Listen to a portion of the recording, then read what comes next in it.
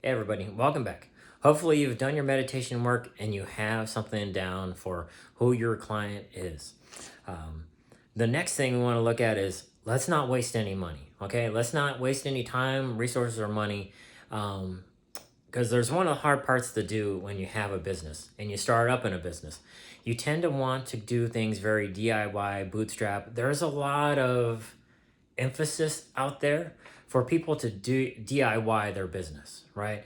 Oh, it's like I got table scraps and it's like I built a great business out of it, kind of a thing. You know, it's like a garage or basement business.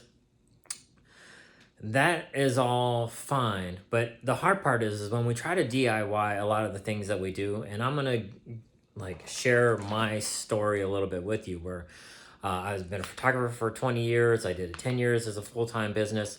And when I look back and I realize the amount of money that I wasted on gear that I didn't need, little makeshift things to try to make neat photos, the money that I spent on Photoshop, the money that I spent on learning web design, and just all these things really were money and time wasted off of what I really wanted to do is be behind a camera and taking photos. When I look back, just Photoshop alone. Photoshop, if you're gonna have where it's like I wanted to do web design, I wanted to do videos, I wanted to do everything. So I got like their $50 a month package. So obviously that's $600 a year in Photoshop. And then I did a lot of classes. I bought a lot of classes, attended a lot of classes. And along the way, I probably spent no less than $2,000 on training for it. So within the 10 years that I was doing photography and spending that for the most part, I mean, we probably covered like $10,000. So the question becomes, it's like, would have it been better to just stay behind the camera, take some photos, and let somebody else who that is their area of expertise, their area of genius, what they really want to do, let them go ahead and pay for that service. And that way I didn't spend all that money and I could have just been making more money because I was behind a camera taking pictures of people instead of so be careful of your DIY. And it's, I mean, I know it can be nice because it seems cheaper in the long run, but at the end of the day it's like just spend the money on the stuff that you don't necessarily are loving to do. Okay. The other part is sometimes, you know, we've all been there, right? We see the brand new business and we see like the laser printed business cards with the selfie and as the headshot and all that kind of stuff. You got to do what you got to do. But just understand, it's like if you have a service that's worth $10,000 to somebody, right? And you come to them with whatever and they only want to pay you 100, you're kind of putting you're getting what you put out there. So it's like it's an easy understand. So let's talk about what are the benefits of actually, well, how do you avoid that? You avoid that by getting a coach.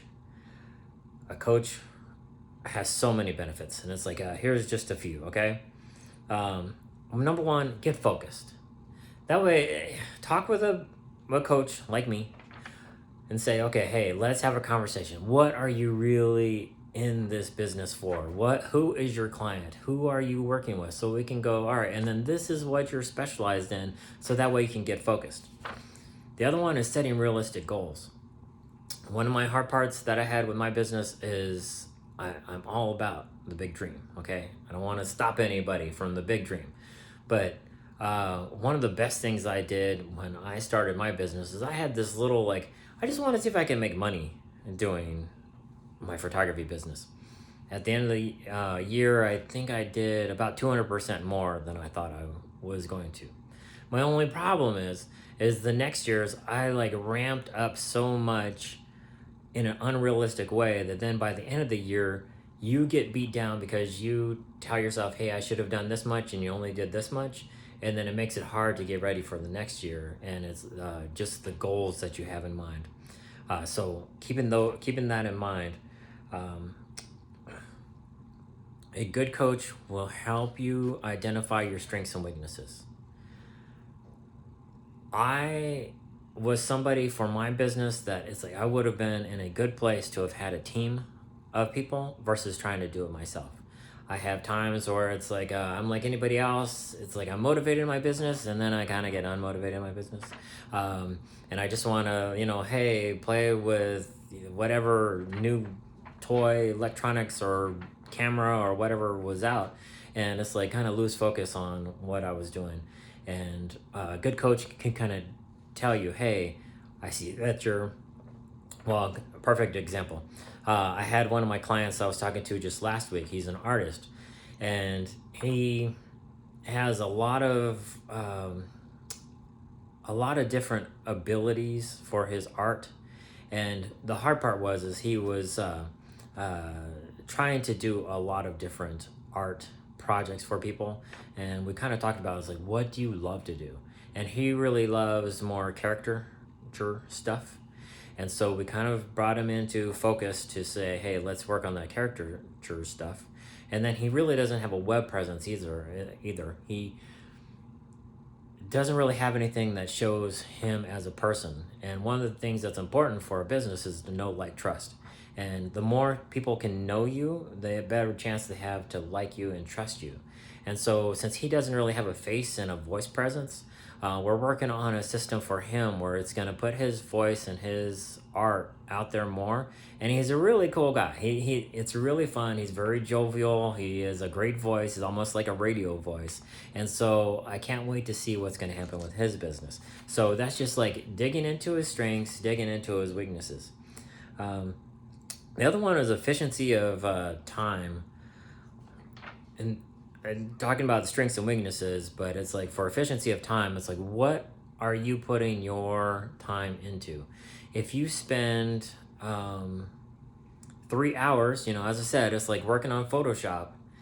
When somebody could have done what you needed done in 10 minutes, you paid them $50, and you're during that 3 hour period, you're making money by doing the other part. Then that's what we're talking about, okay? So it's like a coach can kind of talk to you about where are you at right now? What do you need to be doing? And let's get you on track, okay? Efficiency of capital. Okay, so it's like the money that you do have, what can you do with it? Like, what's the best way to spend it? Again, spending $10,000 in Photoshop and training and all that kind of stuff for the reward that it gets you is pretty small unless you are looking to be a Photoshop person. And so I'm talking photography, but oh goodness, if you are a wood crafter, right? It's like you're building shelves and desks and tables and all these awesome stuff, and you really don't like the varnishing part. It's like find somebody who do the varnishing part. It's like they specialize in it. It's like that way you can build more shelves, desk, tables, whatever the case is, and have somebody else do that. And even if you're in a writing thing, one of the things we're going to do pretty soon is work on some resumes for my wife. And outsourcing that is just such a smart way to go because you have somebody who specializes in it. So you get me. Okay. Coaching and practicing. One of the awesome parts for having a coach that, like, I know sales and marketing, and I know how to have, when you get on a phone with your client, helping you walk through that process. So being another person on the line and saying, okay, hey, let's walk through what is your process for when you have somebody on the phone, and how is your voice and your mannerisms to be able to talk to that person and get the best information and to close the sale, right? Because what's hard is we don't practice. We forget to practice. And so it's like you get that client on the phone that you really want, and you stumble and fumble over your words, and it just doesn't really happen for you. Okay, the next one we want to talk about is motivation. There is something about being accountable to people that just really helps you out. I don't know if you've ever been part of any kind of like sports team, bowling, soccer, writing club, book club, whatever the case is. If you have people that are counting on you to be there, you're more likely to be there. If you have where it's just a one-man show, one-woman show, you probably are going to be in a position where you're like, oh, I don't really feel like doing it today, and I'll do it tomorrow. If you have a coach, somebody you're accountable, then hey, it's like every whatever day of the week that you have a coaching call, you kind of have this person who you're like, hey, I'm accountable for, like, I was supposed to do some updates to my website or have it done. Talking about what we talked about before, have update done. Hey, did you do it? No, I didn't. It's like, okay, so let's have that on for next week. And then we can talk about, it's like why it's important also. Because it's one thing to be motivated and told, hey, do this and do that, right? But it's also good if you have your reason why you are doing it. It can be tricky. I know, I understand that. But sometimes you have where it's like, okay, hey, let's do these things to your website because this is going to get you the best bang for your buck. Okay, so motivation. All right, last one: success and reviews, and then refinement. Working with a coach, like for me, if somebody's working with me every 3 months, we're going to look through, it's like, how was your success, how was your sales, what are the things that we worked on that you wanted help with in the beginning, and where are you now? So then that way we can make strategic decisions for your future on, it's like, what the next 3 months is going to look like. Because if we have where you are struggling in one area and you have 3-4 months that go by and you didn't have anybody to, hey, you're still kind of hurting in the calling people thing. Okay, what is it about the calls that you are having trouble with? Is it a personal block? Because that's something we can work with too. Is it a money block? Is it a worthiness block? We can work on all those kind of things and we can move you forward. And then that way it's like in the 3 month, when we look at your goals, we look at how it came out, and then we refine your goals, we can go, hey, we've really made some improvements in that area and look how much more money you've made. And it's like, that is a wonderful place to be. And a lot of times if you're doing this by yourself and you're not having a coach to walk you through some of those things and have you sit down and do these things, they just kind of go into the minutia and you don't have those little positive bumps. I mean, you might have every once in a while where it's like you have the good sale that comes in, but the good sale dopamine hit for making you feel good comes and goes, and that's not really the best place to be. So we want to make sure that we're taking care of you and moving forward. Okay, so that's kind of it for the moment. If you want to work with me, I am looking for a few new clients right now. I'll have information in the description box below. I like it when it's called a doobly-doo. I'd love to help you. I have a free consultation. We can talk and kind of get a basic idea of what's going on in your business, so that way I can help you. Okay.